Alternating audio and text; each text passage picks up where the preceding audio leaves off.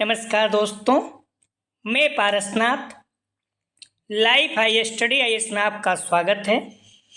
आज हम लोग राजा महेंद्र प्रताप सिंह राज्य विश्वविद्यालय अलीगढ़ के बीएड थर्ड सेमेस्टर एग्जाम 2024 जो दिसंबर 2024 में एग्जाम होने की संभावना है, उसके लिए पेपर 305 DI अर्थात हिंदी शिक्षण या पेडागोजी ऑफ हिंदी का यूनिट फर्स्ट आधारभूत संरचना, स्थान, सिद्धांत एवं उद्देश्य का प्रैक्टिस सेट 2 हल करेंगे। इसके लगभग 97 प्रश्न हैं। ठीक है, तो आप लोग वीडियो को पूरा देखिएगा, पहले यूनिट वाइज, उसके बाद फुल प्रैक्टिस सेट हल करेंगे। यह पेपर ध्यान रखना आपका 50 अंक का होगा। ठीक है, 75 प्रश्न दिया रहेगा, 65 प्रश्न हल करना होगा आप लोगों को, अर्थात एक प्रश्न 0.769 अंक का होगा। समय लगभग 2 घंटा रहेगा एक पेपर का, तो 2 पेपर साथ साथ होंगे। ठीक है, तो 4 घंटे आप मान के चलिए। इस पेपर में पास होने के लिए आप लोगों को कम से कम 20 अंक प्राप्त करना होगा, अर्थात 26 प्रश्न सही करना होगा। ठीक है, तो 50 अंक का है, 50 में आप जो है 65 से भाग दे देंगे तो 0.76 ठीक है 9 आ जाएगा। ये एक प्रश्न का हो जाएगा। और आप इसमें 26 से गुणा कर देंगे तो देखेंगे तो 20 आ जाएगा, अर्थात, या फिर आप 20 में 20 अंक का है, 20 में 0.69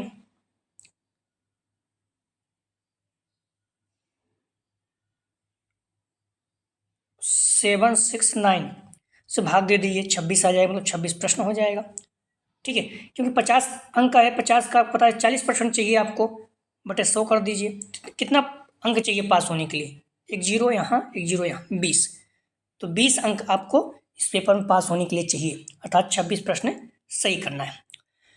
तो दोस्तों प्रश्नों पर आएँ, लेकिन उससे पहले प्लीज़ आप लोग वीडियो को ज़्यादा से ज़्यादा शेयर कीजिए, जिससे सभी लोगों को लाभ हो सके, क्योंकि आपको पता है पेडागोजी सबका अलग अलग होता है, तो बच्चे कम रहते हैं, तो इसलिए प्लीज़ वीडियो को लाइक और शेयर कीजिए, जिससे सभी लोगों को लाभ हो सके।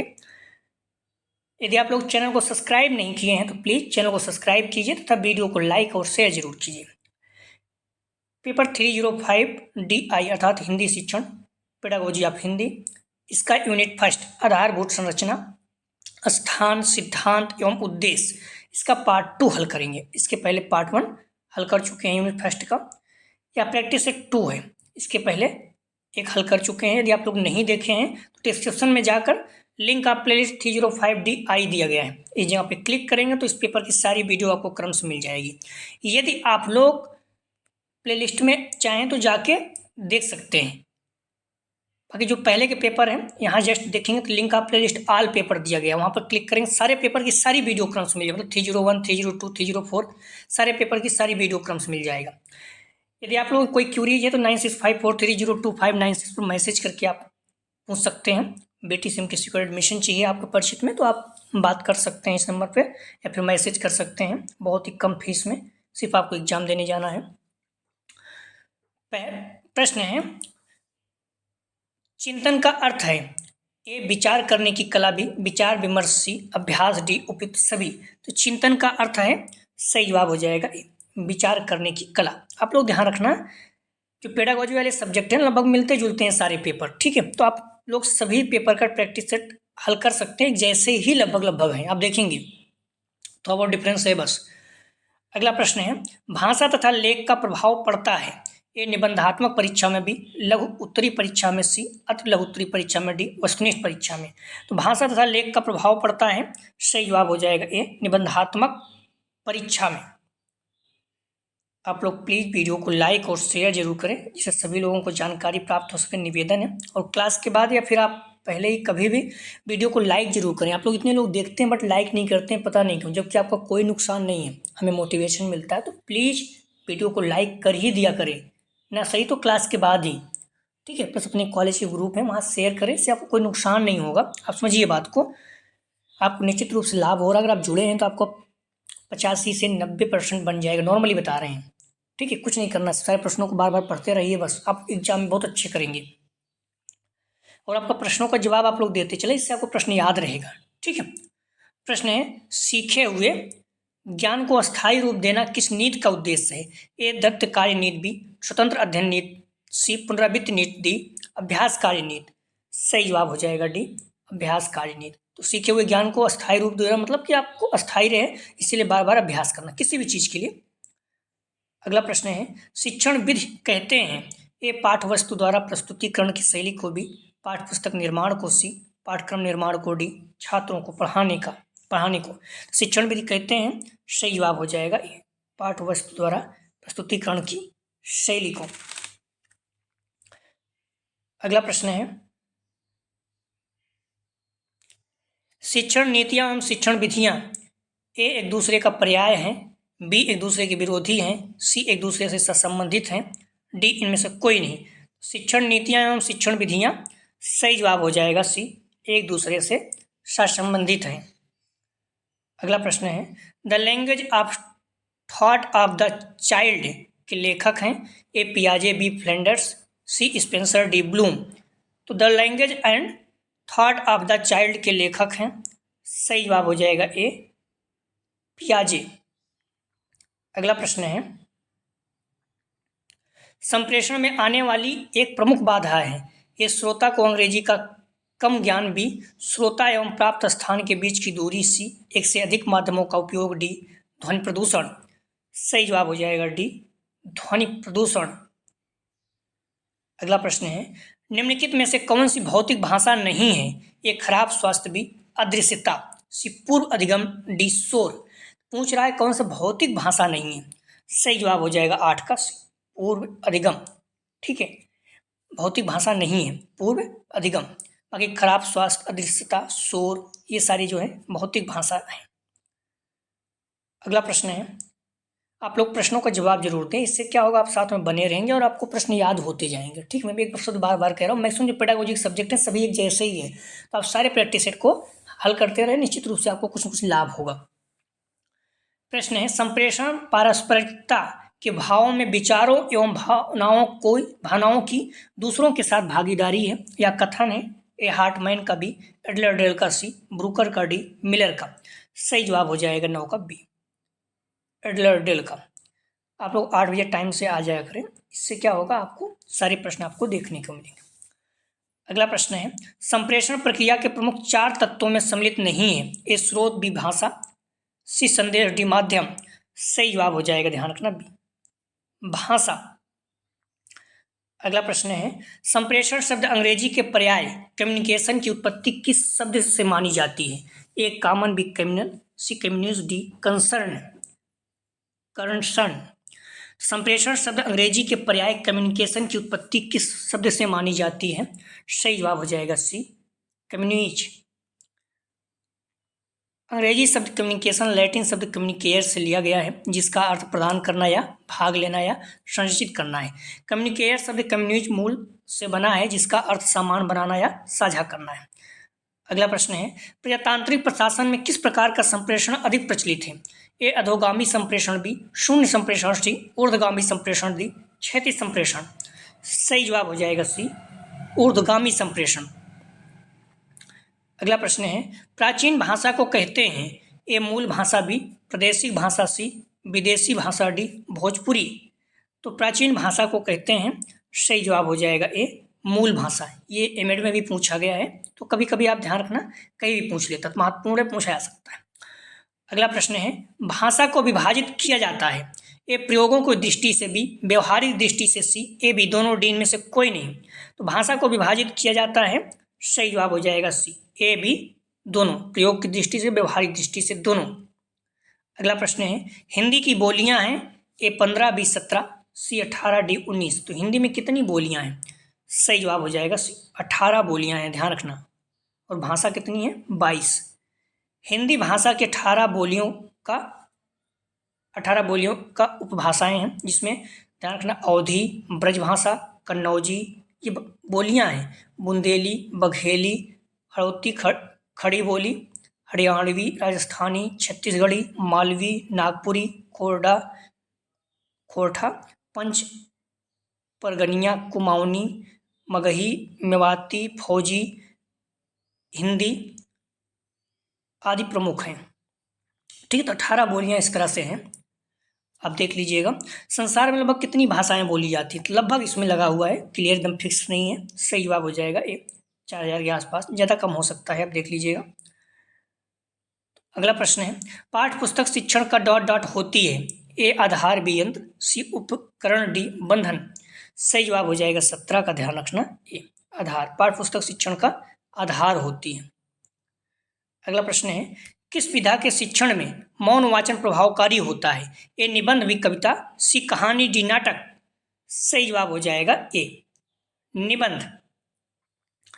अगला प्रश्न है, व्याकरण को शब्दानुशासन किसने कहा। ए वेद व्यास ने, बी भोलानाथ तिवारी ने, सी अरविंद घोष ने, डी महर्षि पतंजलि ने।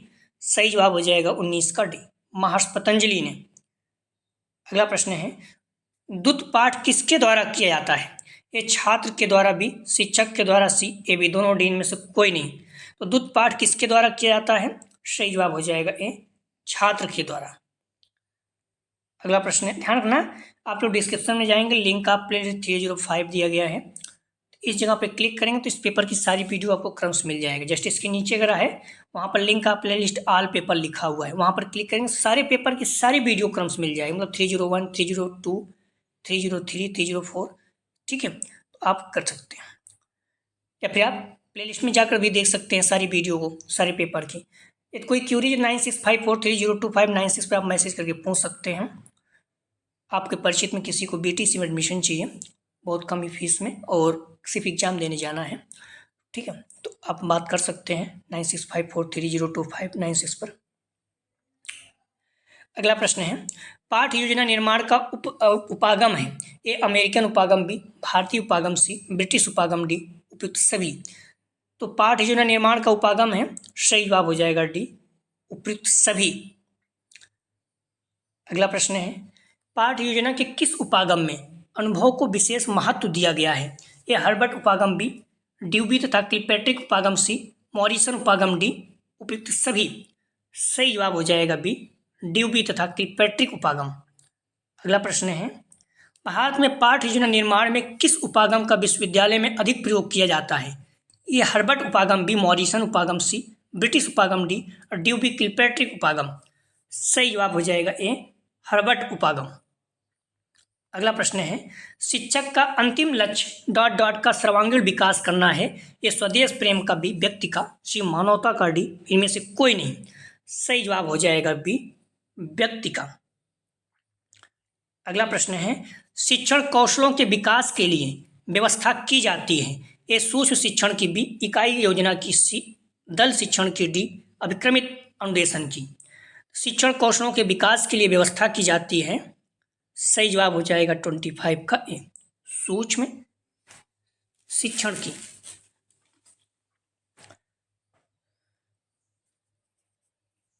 अगला प्रश्न है, ज्ञान बोध, प्रयोग, विश्लेषण, संश्लेषण एवं मूल्यांकन इन शिक्षण के उद्देश्यों को किस पक्ष में रखा जाता है। ए ज्ञानात्मक पक्ष, बी क्रियात्मक पक्ष, सी भावात्मक पक्ष, डी रसात्मक पक्ष। सही जवाब हो जाएगा 26 का ए ज्ञानात्मक पक्ष। आपको पता होगा 3 पक्ष है, ज्ञानात्मक, भावात्मक, क्रियात्मक। तो इसमें देखिए ज्ञानबोध, ठीक है, 1 2 3 4 5, ठीक है, ये सारी चीज़ें अगर आप देखेंगे तो लगभग 6 हैं, ठीक है, 6 तीनों को 6 पक्ष हैं। किस में रखा जाता है तो ज्ञानात्मक में। अगला प्रश्न है, हिंदी भाषा शिक्षण साहित्य में व्यवहारवादी मनोवैज्ञानिक हैं। A Mager, B Skinner, C Miller, D A B दोनों। सही जवाब हो जाएगा 27 का बी स्किनर। अगला प्रश्न है, शिक्षण सूत्र निम्न में से किन पर आधारित होते हैं। ए बालकों की रुचियों पर, बी बाल प्रकृति पर, सी अध्यापकों की कठिनाइयों पर, डी शिक्षा शास्त्रियों पर। सही जवाब हो जाएगा बी बाल प्रकृति पर। अगला प्रश्न है, भाषा एक कौशल है और इसका विकास अभ्यास पर ही निर्भर है। या कथन है। ए रेमंड का, बी थॉर्नडाइक का, सी डाल्टन का, डी डब्ल्यू रेनी का। सही जवाब हो जाएगा बी थॉर्नडाइक का। अगला प्रश्न है, मातृभाषा शिक्षण में किन सामान्य सिद्धांतों को ध्यान में रखा जाना आवश्यक है। ए अभिप्रेरणा एवं रुचि का सिद्धांत, बी क्रियाशीलता का सिद्धांत, सी अभ्यास का सिद्धांत, डी उपयुक्त सभी। सही जवाब हो जाएगा डी उपयुक्त सभी। अगला प्रश्न है, राजभाषा आयोग का गठन कब किया गया। ए 1956, बी 1955, सी 1960, डी 1970। सही जवाब हो जाएगा बी 1955। राजभाषा संबंधी विवाद के निपटारे के लिए संविधान ने 1955 में राजभाषा आयोग का गठन किया, जिसने 1956 में अपनी रिपोर्ट प्रस्तुत की। अगला प्रश्न है, पंचपदी प्रणाली का जनक किसको कहा जाता है? ए हर्बर्ट स्पेंसर को, बी स्किनर को, सी रेमंड को, डी डाल्टन को। सही जवाब हो जाएगा 32 का ए, हर्बर्ट स्पेंसर को। जे.एफ. हर्बर्ट एक जर्मन मनोवैज्ञानिक द्वारा पाठ नियोजन की 5 चरणबद्ध प्रणाली शुरू की गई थी। पाठ नियोजन के लिए उनकी 5 चरण प्रणाली में तैयारी, प्रस्तुति, मेल, सामान्यीकरण और आवेदन सहित 5 असतत कदम शामिल हैं। अगला प्रश्न है, भाषा शिक्षण के 2 अंग कौन कौन से हैं? ए ग्रहण, बी अभिव्यक्ति, सी ए बी दोनों, डी इनमें से कोई नहीं। सही जवाब हो जाएगा 33 का सी, ए बी दोनों, ग्रहण और अभिव्यक्ति दोनों। अगला प्रश्न है, अणुशक्ति, चलचित्र, मुद्रण, कला आदि हिंदी शिक्षण की किन किताबों अर्थात विषयों में समाहित रहते हैं? ए संस्कृत, बी कला, सी विज्ञान, डी इतिहास। सही जवाब हो जाएगा 34 का सी, विज्ञान। अगला प्रश्न है, निम्नलिखित में से कौन सी बोलने की योग्यता है? ए शब्दवर्तनी, बी सुलेख, सी श्रुत लेख, डी आंसू भाषण। कौन सी बोलने की योग्यता है? सही जवाब हो जाएगा डी आंसू भाषण। आंसू भाषण का अर्थ है भाषण बोलने की शक्ति और आंसू का अर्थ तेज, जल्दी, अर्थात किसी विषय पर तत्काल बोलना आंसू भाषण कहलाता है। ठीक है, तुरंत बोलना, कोई विषय है उस पर तुरंत, जब टाइम में कोई पॉइंट आपको दिया गया, कोई टॉपिक, आप उस पर तुरंत बोलने लगे। अगला प्रश्न है, तमिल भाषा की लिपि कौन सी है? ए देवनागरी, बी रोमन, सी द्रविड़, डी नास्तालिक। तमिल भाषा की लिपि कौन सी है? सही जवाब हो जाएगा सी, द्रविड़ है। हिंदी, देवनागरी। हिंदी किस भाषा की देन है? ए फारसी, बी संस्कृत, सी अंग्रेजी, डी ब्रज। तो हिंदी किस भाषा की देन है? सही जवाब हो जाएगा 37 का ए, फारसी। हिंदी मूलतः फारसी भाषा का शब्द है। हिंदी जिसका अर्थ होता है हिंद का या हिंद से संबंधित है। अगला प्रश्न है, हिंदी भाषा का पहला व्याकरण जिस विद्वान ने लिखा उसका नाम है?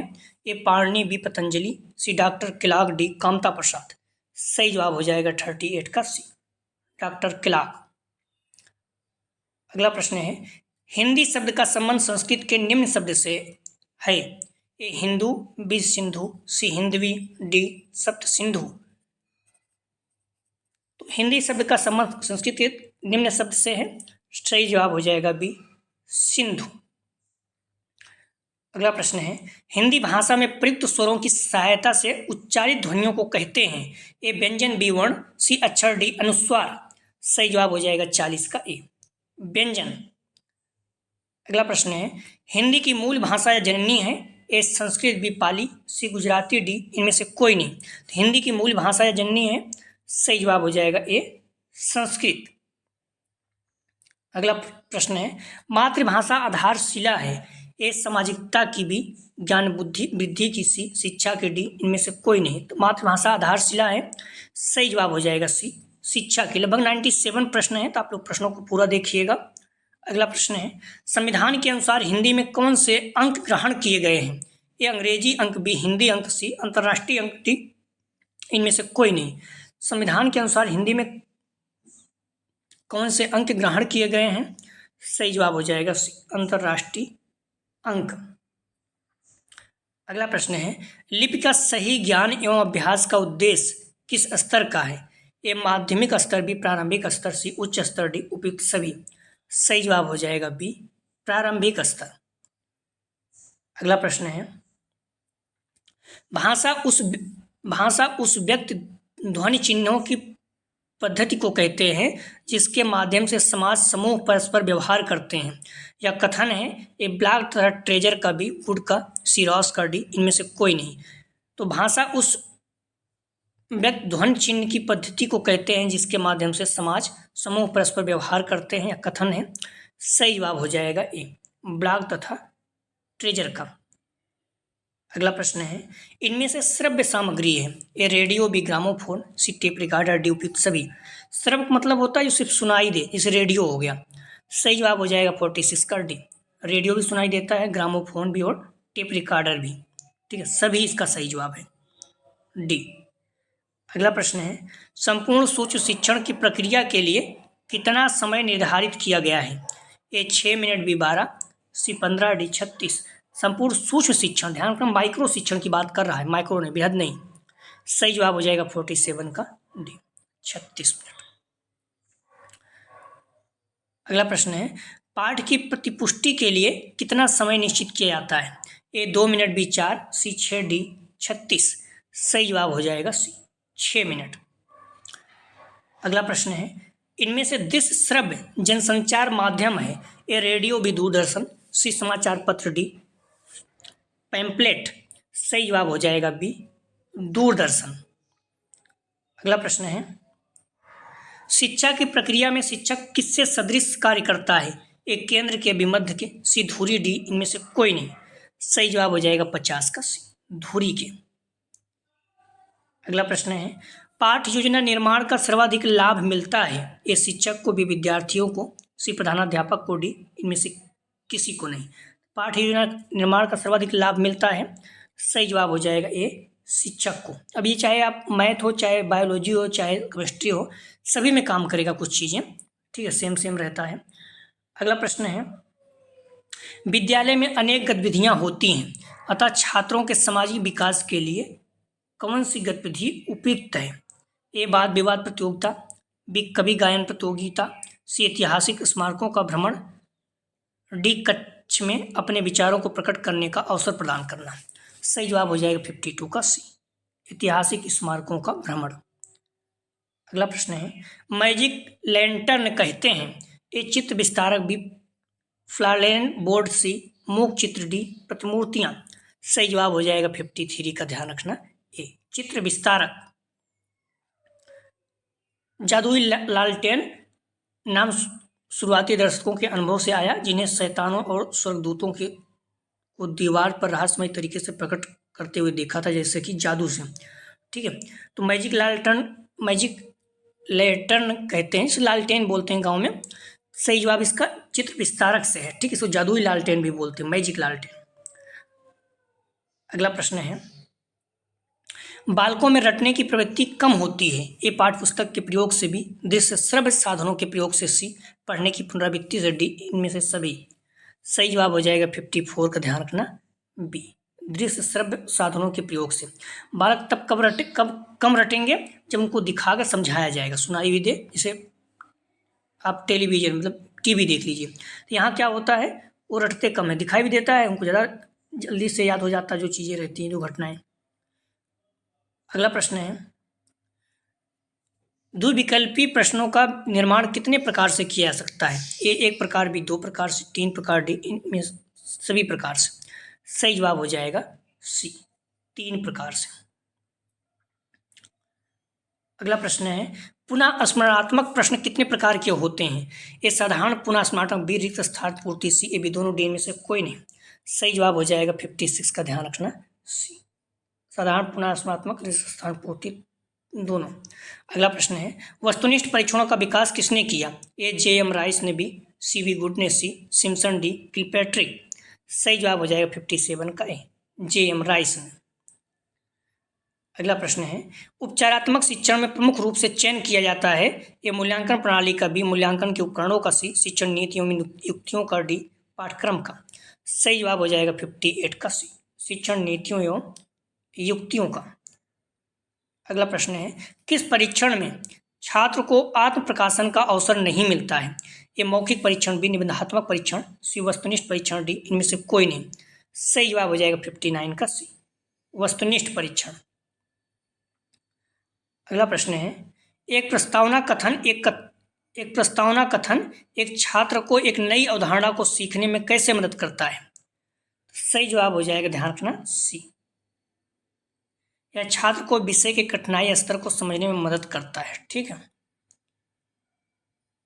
अगला प्रश्न है, विद्यालयों में कितनी भाषाओं को पढ़ाना चाहिए एक केवल मातृभाषा बी, मातृभाषा व राष्ट्रभाषा सी, मातृभाषा राष्ट्रभाषा व एक विदेशी भाषा डी, मातृभाषा राष्ट्रभाषा विदेशी भाषा ए व एक प्राचीन भाषा। सही जवाब हो जाएगा 61 का डी, मातृभाषा राष्ट्रभाषा विदेशी भाषा व एक प्राचीन भाषा। अगला प्रश्न है, विश्व में सबसे पहले किस लिपि का विकास हुआ? ए चित्रलिपि बी, सूत्रलिपि सी, भावलिपि डी, ब्रह्मलिपि। सही जवाब हो जाएगा 62 का ए, चित्रलिपि का। चित्र मतलब जो दीवार वगैरह बनाते हैं। अगला प्रश्न है, नागरी लिपि अन्य किस नाम से प्रसिद्ध है? ब्रह्मलिपि बी, वैदिक लिपि सी, देवनागरी लिपि डी, सिंधु लिपि। तो नागरी लिपि को और किस नाम से जाना जाता है? सही जवाब हो जाएगा सी, देवनागरी लिपि। इसे हिंदी देवनागरी लिपि है। अगला प्रश्न है, अभिक्रमित अनुदेशन के लिए ज्ञानात्मक उद्देश्यों को व्यवहारिक रूप में लिखने की विधि का विकास निम्न में से किसने किया? रॉबर्ट मेगर ने बी, स्किनर ने सी, बी.एस. ब्लूम ने डी, डाल्टन ने। सही जवाब हो जाएगा ए, रॉबर्ट मेगर ने। अगला प्रश्न है, कोई दो बालक समान नहीं होते हैं, यह कथन किस शिक्षण सिद्धांत पर आधारित है? ए, व्यक्तिगत भिन्नता के सिद्धांत पर, बी, रुचि के सिद्धांत पर, सी, प्रेरणा के सिद्धांत पर, डी, क्रिया के सिद्धांत पर। सही जवाब हो जाएगा 65 का ए, व्यक्तिगत भिन्नता के सिद्धांत पर। अगला प्रश्न है, बचाव निदान का उच्चतम स्तर है, या कथन है ए, टीपी नन का, बी, रॉस का, सी, फॉवेल का, डी, स्किनर का। सही जवाब हो जाएगा बी, रॉस का। अगला प्रश्न है, भाषा का निर्माण होता है ए, अमूर्त ध्वनियों से, बी, मूक संकेतों से, सी, व्यक्तिगत ध्वनियों से, डी, आंखों से। सही जवाब हो जाएगा 67 का सी, व्यक्तिगत ध्वनियों से। अगला प्रश्न है, शब्द किसे कहते हैं? ए, दो या दो से अधिक सार्थक वर्ण समूह को, बी, एक या एक से अधिक वर्णों के मेल को, डी, सी, ध्वनि की छोटी इकाई को, डी, भाषा की सबसे छोटी इकाई को। शब्द किसे कहते हैं? सही जवाब हो जाएगा 68 का, ध्यान रखना ए, दो या दो से अधिक सार्थक वर्ण समूहों को, दो या दो से अधिक वर्णों के सार्थक मेल को शब्द कहते हैं।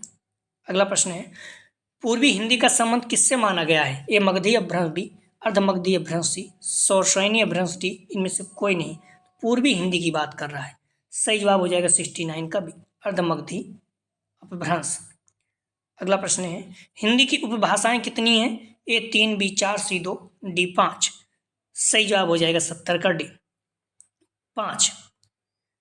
अगला प्रश्न है, भाषा वैज्ञानिक ने हिंदी भाषा को कितनी उपभाषाओं में बांटा है?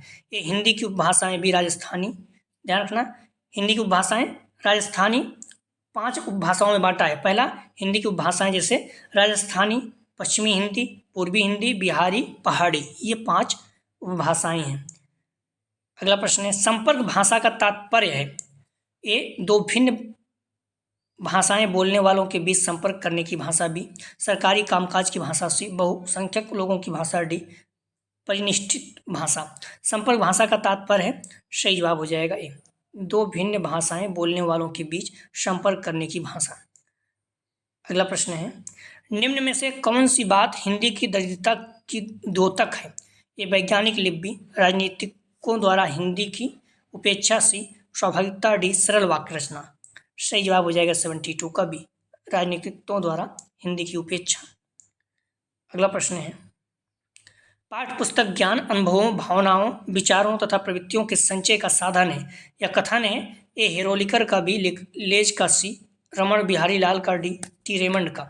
सही जवाब हो जाएगा 73 का ए, हेरोलिकर का। अगला प्रश्न है, पाठ्य पुस्तक अध्यापक द्वारा प्रस्तुत किए गए पाठ की पूरक होती है, या कथन है? ए, टी, रेमंड का, बी, लेज का, सी, ब्रेकन का, डी, राम सकल पांडे का। सही जवाब हो जाएगा 74 का ए, टी, रेमंड का।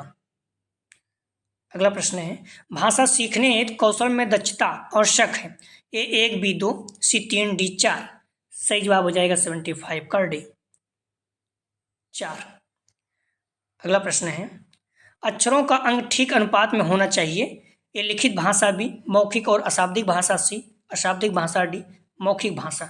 सही जवाब हो जाएगा 76 का, ध्यान रखना ए, लिखित भाषा में अक्षरों का अंग ठीक अनुपात में होना चाहिए। अगला प्रश्न है, किसी लेख का अनुकरण करना है? ए, श्रुत लेख, बी, प्रतिलेख, सी, अनुलेख, डी, उपयुक्त सभी। सही जवाब हो जाएगा डी, उपयुक्त सभी।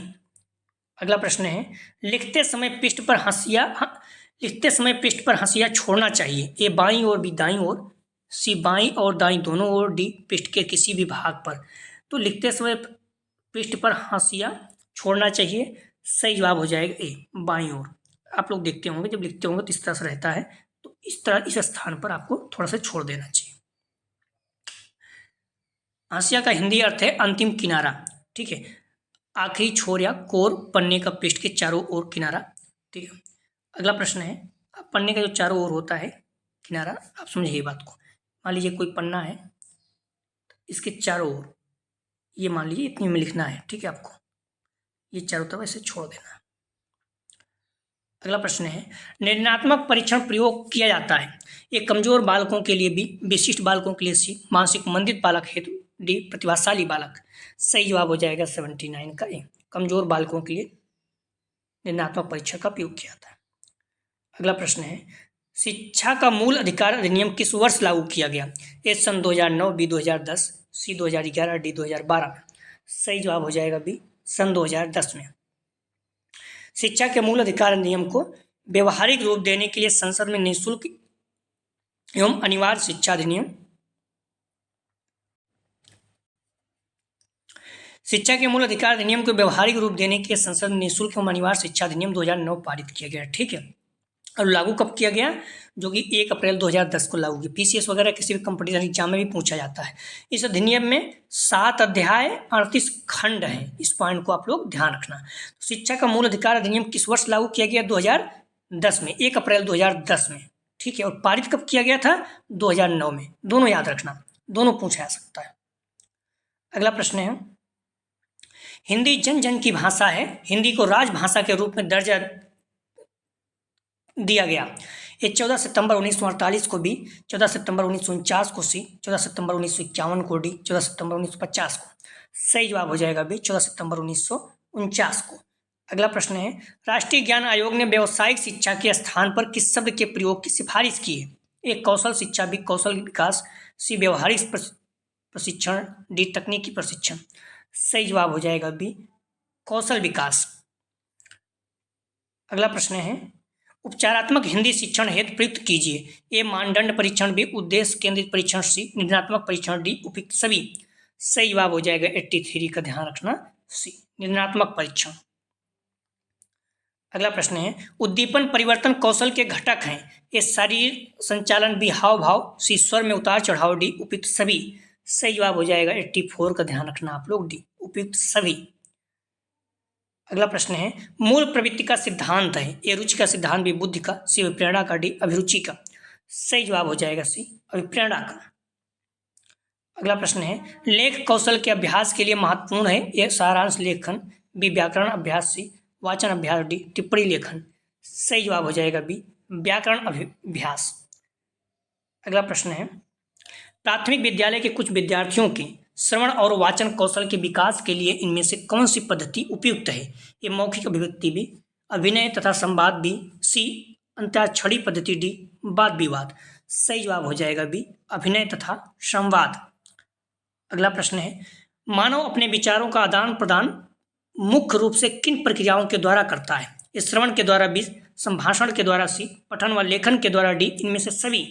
सही जवाब हो जाएगा 88 का बी, संभाषण के द्वारा। अगला प्रश्न है, भाषण कौशल मूल्यांकन के लिए अनिवार्य है।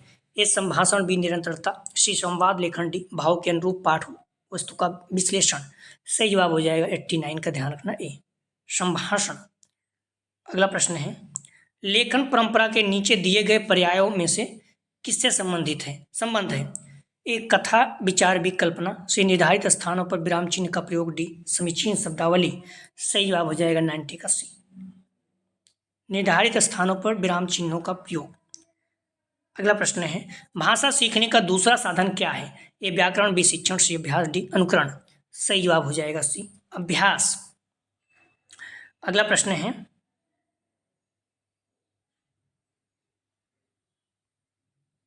सी है। अगला प्रश्न है, वाचन का अर्थ है। ये सुनना, भी पढ़ना, सी लिखना, डी बोलना। सही जवाब हो जाएगा 92 का बी, पढ़ना, वाचन करना, पढ़ना। अगला प्रश्न है, उत्पादन कौशल में किसका समावेश होता है? ए पढ़ना लिखना, बी पढ़ना सुनना, सी संभाषण लेखन, डी श्रवण संभाषण। सही जवाब हो जाएगा 93 का संभाषण लेखन। अगला प्रश्न है, पढ़ने की प्रारंभिक स्थिति में शिक्षक ध्यान देता है ये बौद्धिक विकास पर, भी वायक्तिक पाठन पर, सी अक्षर ध्वनि समन्वय पर, डी इनमें से सभी पर। सही जवाब हो जाएगा सी अक्षर ध्वनि समन्वय पर। अगला प्रश्न है, श्रवण और पठन हैं ये ग्रहणशील कौशल, भी अभिव्यक्तात्मक कौशल, सी उत्पादन कौशल, डी चिंतात्मक कौशल। श्रवण और पठन है, सही जवाब हो जाएगा 95 का ए ग्रहणशील कौशल। अगला प्रश्न है, मूल्यांकन का क्रियात्मक पक्ष है ये घटनाओं का ज्ञान भी प्रतिक्रिया करना, सी चरित्रीकरण, डी स्वाभाविकरण। सही जवाब हो जाएगा 96 का डी स्वाभाविकरण। अगला प्रश्न है, जो चिन्ह निश्चित स्पष्ट और संक्षिप्त होते हैं वह ए निबंधात्मक परीक्षा के अंतर्गत आते हैं, बी वस्तुनिष्ठ परीक्षा के अंतर्गत आते हैं, सी उत्तरी परीक्षा के अंतर्गत आते हैं, डी इनमें से कोई नहीं। सही जवाब हो जाएगा बी वस्तुनिष्ठ परीक्षा के अंतर्गत आते हैं। कुछ प्रश्न है, इसका जवाब आप लोग जरूर दिया करें, एग्जाम में सेम टू सेम पूछ सकता है। प्रश्न है, निम्न से कौन सा योगात्मक मूल्यांकन का उदाहरण है? ए साप्ताहिक परीक्षा, बी मासिक परीक्षा, सी वार्षिक परीक्षा, डी समूह परियोजना मूल्यांकन। ठीक है, तो योगात्मक मूल्यांकन का मतलब क्या होता है? परीक्षाएं देखा दो तरह से, एक होता है डेली, दूसरा होता है साल में या वर्ष के अंत में या 6 महीने पे जो भी है, तो वो दोनों परीक्षाएं अलग अलग हैं, वो क्या कहते हैं यही पूछा गया। अगला प्रश्न है, निम्नलिखित में से कौन सा वस्तुनिष्ठ प्रश्नों का प्रकार नहीं है? ए बहुविकल्पी प्रश्न, बी सत्य सत्य, सी वाक्य पूर्ति प्रश्न, डी लघुत्तरी प्रश्न। अगला प्रश्न है, मानदंड संदर्भित मूल्यांकन में छात्र के प्रदर्शन का मूल्यांकन किया जाता है ये पूर्व निर्धारित मानकों अथवा मानदंडों के आधार पर, बी अन्य छात्रों के प्रदर्शन से तुलना के आधार पर, सी प्रश्नों का कठिनाई स्तर के आधार पर, डी शिक्षकों के व्यक्तिगत निर्णय के आधार पर। अगला प्रश्न है, किसी छात्र की समस्या समाधान कौशल के आकलन की सबसे उपयुक्त मूल्यांकन तकनीक है? ए वस्तुनिष्ठ प्रश्न, बी लघुत्तरी प्रश्न, सी निबंधात्मक प्रश्न, डी समूह परिचर्चा। ध्यान रखना, इसका आंसर इसलिए नहीं बताते हैं कि आप लोग सर्च करिए गूगल या कहीं से, तो आपको याद रहेगा, क्योंकि इतने महत्वपूर्ण है कि एग्जाम में सेम टू सेम पूछा जा सकता है। ठीक है, और निश्चित रूप से एग्जाम में आएगा, तो इसलिए किसी भी कीमत इन प्रश्नों का जवाब आप लोग गूगल या कहीं से सर्च करेंगे तो आपको याद रहेगा। प्रश्न है, शिक्षा में सतत एवं व्यापक मूल्यांकन का प्राथमिक लक्ष्य है यह शिक्षकों के कार्यभार को कम करना, भी लिखित परीक्षाओं की संख्या बढ़ाना, सी छात्रों के सीखने के समग्र मूल्यांकन करना, डी मूल्यांकन व्यवस्था को समाप्त करना। अगला प्रश्न है, मौखिक भाषा की न्यूनतम इकाई है? ए वर्ण, बी स्वर, सी ध्वनि, डी व्यंजन। अगला प्रश्न है, हमारे देश में हिंदी दिवस कब मनाया जाता है? ए 5 सितंबर, बी 14 सितंबर, सी 10 नवंबर, डी 14 अक्टूबर। इन प्रश्नों के जवाब आप लोग जरूर दें। डिस्क्रिप्शन में जाएंगे, लिंक आप प्लेलिस्ट 305 या फिर प्लेलिस्ट से कहीं तो जाके आप देख सकते हैं, जगह पर क्लिक करेंगे तो इस पेपर की सारी वीडियो आपको क्रम से मिल जाएगा। जस्ट इसके नीचे देखेंगे तो लिंक आप प्लेलिस्ट ऑल पेपर दिया गया है, वहाँ पर क्लिक करेंगे सारे पेपर की सारी वीडियो आपको क्रम से मिलेगी। कोई मैसेज है तो 9654302596 पर मैसेज करके आप पूछ सकते हैं। अगला जो प्रैक्टिस सेट हल करेंगे यूनिट 2 हिंदी शिक्षण की प्रमुख विधियाँ, प्रणाली एवं पाठ पुस्तक। ठीक है, तो प्लीज़ आप लोग वीडियो को लाइक और शेयर किए। पहले बोल दिया कि कुछ सीमित है, जैसे अलीगढ़, हाथरस, कासगंज, एटा 4 जिले हैं, उसमें भी हिंदी शिक्षण कौन कौन हिंदी पेडागोजी रखा हुआ है ये भी डिपेंड करता है ना, हिंदी शिक्षण पेडागोजी आप हिंदी कौन रखा है, हर चीज़ बटा हुआ है। बच्चे कम है, इसलिए प्लीज़ निवेदन है, कॉलेज ग्रुप या जो भी बच्चे हैं सभी को शेयर कीजिए और आप लोग लाइक करके जाया करें, निवेदन है। वीडियो देखने के लिए धन्यवाद दोस्तों।